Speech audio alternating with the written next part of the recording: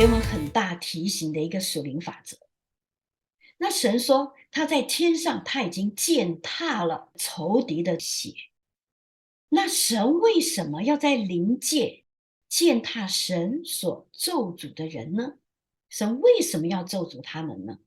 神说在以赛亚书，他说因为我的刀在天上已经喝足，这刀必临到以东和我所咒诅的民，要施行审判。那喝足了什么呢？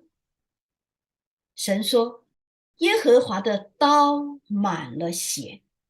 所以他是喝足了血，然后他的刀是用什么？脂油和羊羔，公山羊的血并公绵羊的腰子的脂油滋润的。因为耶和华在波斯拉有献祭的事，在以东地大行杀戮。神说他的刀在天上已经喝足了以色列人献祭的血，因为这边说的用脂油和羊羔嘛，这是所杀的牺牲的血。神的刀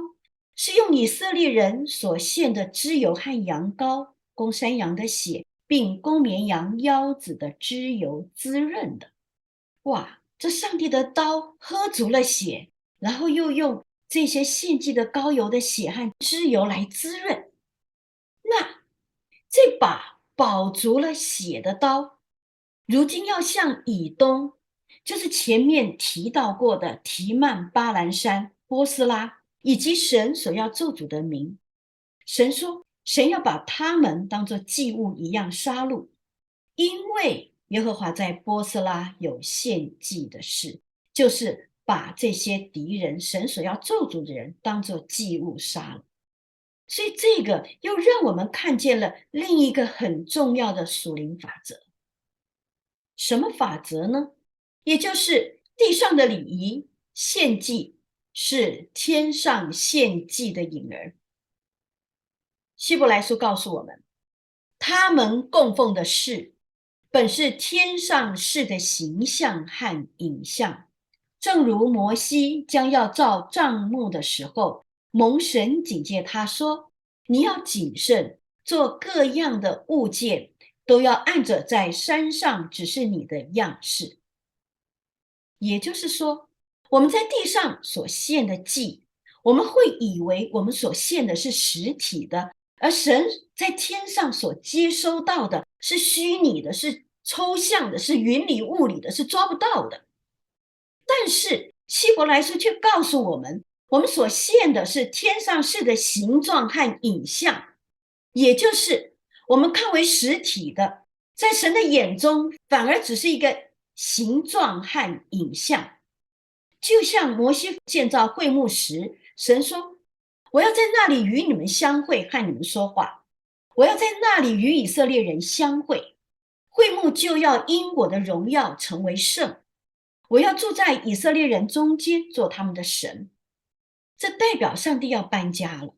所以上帝把他天上的大房子的蓝图，上帝要摩西复制一个缩小版的房子在地上。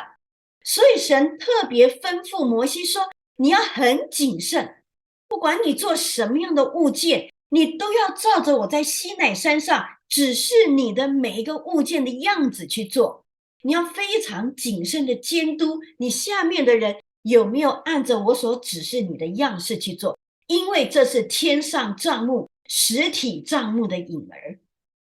所以在神的眼中，天上的会幕是真实的，地上的会幕在神的眼里面只是天上会幕的影儿。我们所献的，我们看为真实的，其实在神的天上他才认为是真实的。所以同理，神吩咐以色列人在献祭的时候，神说要按手在山羊头上，宰于会幕前。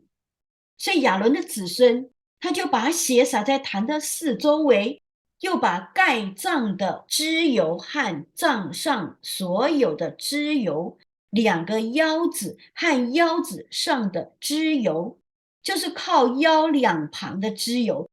并杆上的网子和腰子，一概取下，献给耶和华为火祭。祭司要在坛上焚烧，作为馨香火祭的食物，脂油都是耶和华的。所以上帝把以色列人要怎么样献祭，献哪一块，神把每一个细节讲得非常的清楚，一点含糊都没有。所以当以色列人他们在圣殿献上脂油的时候，他们献的脂油对于神而言，他在天上的帐幕中享受他们所献上的食物。所以当这些所献上的食物饱和的时候，这些食物就成为了神为以色列施行审判的原料和素材。当然，我不是说神会缺少人供给他食物吃，人没有给他食物，他会饿。更不是说人的献祭可以增添救恩的效果，绝对不是。但是保罗有说，他们供奉的事本是天上事的形状和影像。为什么呢？因为哥罗西书说，这些原是后世的影儿，后世的影儿就是后来要发生的事情的一个反射。有实体才会有影子，要先有实体才会有影子。那这个实体是谁？他说了，那形体却是基督。也就是当以色列人按着摩西所吩咐的献祭条例去执行的时候，他们的每一个动作都在预表基督。因此保罗特别警告说，在哥罗西书说，所以不拘在饮食上，或节期、月朔、安息日，都不可让人论断你们。也就是说，圣徒的每个吃喝、每个聚会、每个敬拜，都是为了要荣耀基督而做的。那虽然以色列人圣殿被毁已经很久，被毁以后他们也没有再献祭，但是在历史当中，他们曾经的顺服都被神纪念了，都被神储存了，因为神在天上喝足了。因此当时候满足，也就是当神要成就这件事情在地上的时间 timing 走到位的时候，过去每一次献祭所预表的基督，这个时候就为他们出来征战了。神就拿出他天上满了血，用脂油和羊羔、公山羊的血，并公绵羊腰子的脂油滋润的那把刀，现在要来为以色列在地上施行审判。所以每一次的献祭都代表了基督他所要成就的救恩。同样的，地上的敬拜是个影儿，反映了在天上真实的敬拜，并且神如何坐在天上的帐幕，他也同样坐在地上的帐幕。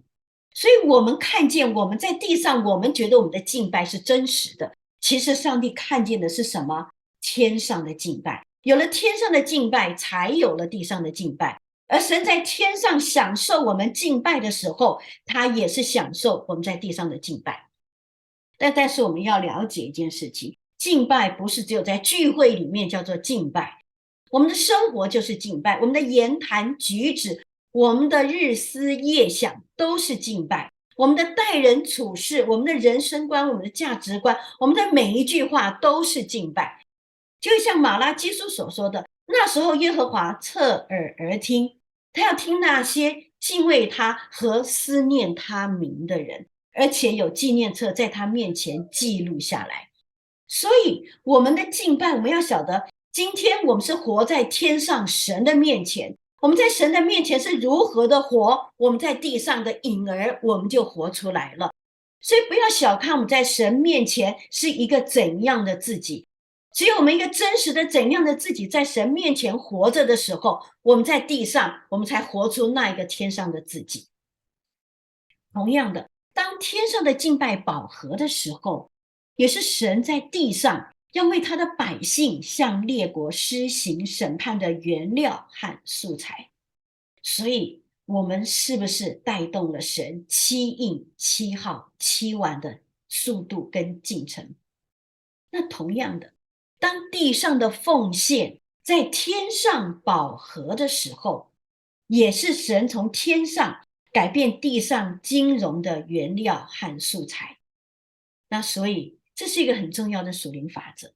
当信徒在地上按着神的吩倾去委身奉献、摆上顺服的时候，神就着这一切的原料素材成为祝福，倾倒在地上。那为什么我要岔开主题来谈论神为以色列征战的原因呢？除了因为是神与亚伯拉罕立了约，除了神与以色列立了约，除了神说在后末期到了，那时基督即将一切执政的、掌权的、有能的都毁灭了，就把国交与父神。这是神会兴起末日战争的一个原因。另外一个是什么呢？就是神自己说了，因为我的刀在天上已经喝足，这刀必临到以东和我所咒诅的民，要施行审判。所以先知约珥说，耶和华必从锡安吼叫，从耶路撒冷发声，天地就震动。耶和华却要做他百姓的避难所，做以色列人的保障。以赛亚说，雀鸟怎样三翅复雏，万军之耶和华也照样保护耶路撒冷，他必保护拯救，他要越门保护。万军之耶和华说，他会保护耶路撒冷，就像雀鸟扇动它的翅膀，驱逐入侵它鸟巢的这些攻击者一样。神一定会保护他的百姓，一定会拯救他的百姓，甚至于是越过圣城的围墙出来迎战那些攻击耶路撒冷的列国。